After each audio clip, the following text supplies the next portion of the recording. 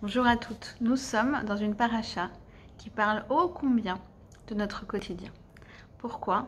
Parce qu'elle nous décrit la fin d'une longue période de confinement. En effet, elle nous décrit la fin de la période de confinement de 40 ans dans le désert. Et elle nous décrit les 42 étapes nécessaires qu'il a fallu pour que les Juifs passent du pays d'Égypte à Eretz Israël. Et chaque étape du voyage était déterminée par Dieu lui-même. De quelle façon?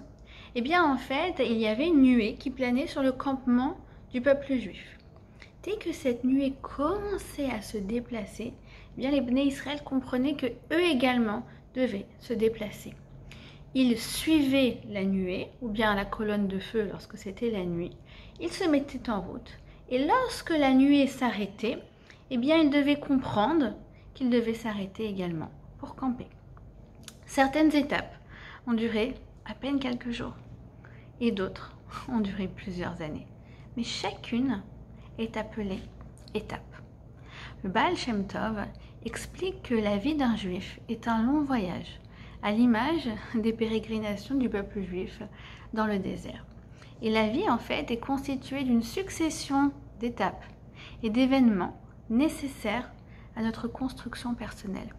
Ça veut dire qu'en fait, à chaque étape, on va rencontrer des obstacles que nous allons devoir surmonter.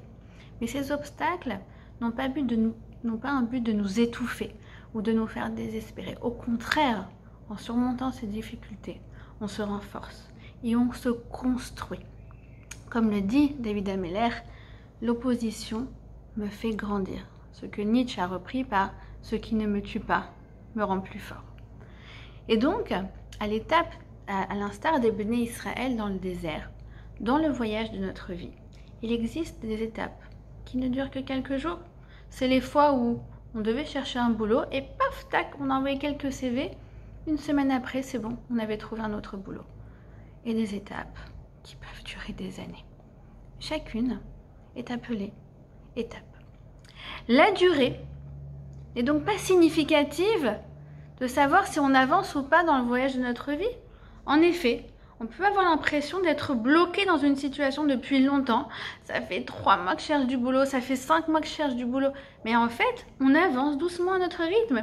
Il s'avère que ce changement de travail était destiné à prendre plus de temps que la moyenne. À l'inverse, parfois, on a l'impression d'avancer, mais attention en fait, on est en train de tourner en rond. Et c'est de cette situation qu'il faut absolument se méfier. Et c'est de cette situation que la Torah nous parle. Alors, comment savoir si on avance ou si on est bloqué? Que ce soit dans notre carrière, dans notre projet familial, dans notre avancée spirituelle ou dans notre construction personnelle. Bien, regardez comment se dit le mot voyage en hébreu. Il se dit mas'a. Mas'a. Bien, les lettres qui constituent ce mot symbolisent comment se franchissent les étapes. C'est composé d'un Aïn et d'un Samer. Le Aïn, c'est l'œil, c'est l'ouverture, c'est celui qui voit à 180 degrés, c'est l'avancement. En revanche, le Samer, c'est intéressant, mais c'est un rond, mais qui revient sur lui-même. Ça veut dire, on a l'impression qu'il avance, mais en vérité, cette illusion de mouvement, eh bien, revient sur soi. C'est ce qu'on appelle faire du surplace dans sa vie. Alors, comment savoir si on avance ou si on fait du surplace? Bien, la réponse nous est donnée encore une fois de façon implicite dans notre paracha. Puisqu'en fait, on voit qu'à chaque fois que l'on décrit les étapes des Bnei Israël, c'est écrit comme ça. Ils repartirent de la mer des Joncs, ils campèrent dans le désert de Sin.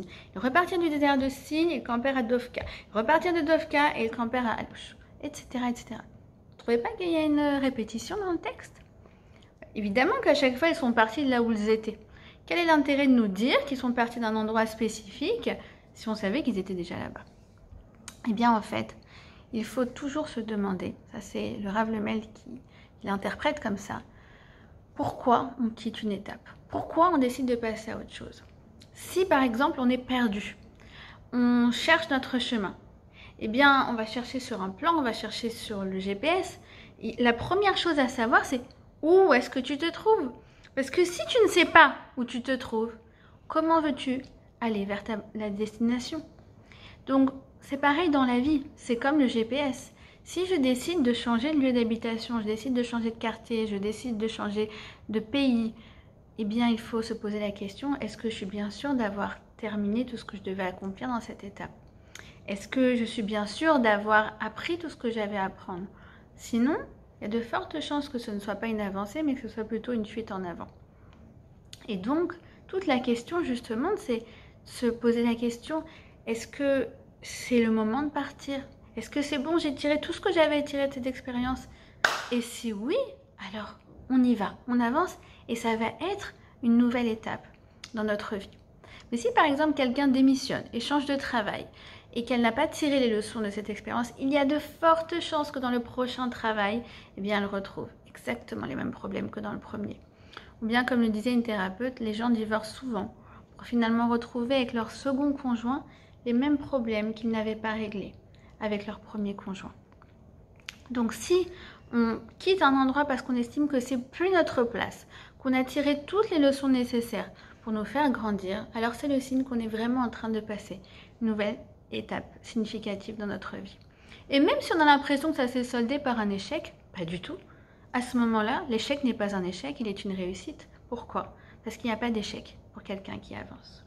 Alors en cette fin de confinement qui s'annonce pour une période de routine un peu bizarre, ce qu'on appelle la corona routine en Israël, eh bien, je pense que justement, toute l'idée, c'est de se poser la question. C'est vrai, on a eu 3-4 mois comme ça de bulles derrière nous, où on avait beaucoup besoin de bosser nos relations humaines, bosser nos relations interpersonnelles, beaucoup besoin de ça. Est-ce qu'on a fini notre travail? Et si oui, alors Baruch Hashem va pouvoir aller de l'avant pour une nouvelle période qui nous apportera beaucoup dans notre vie.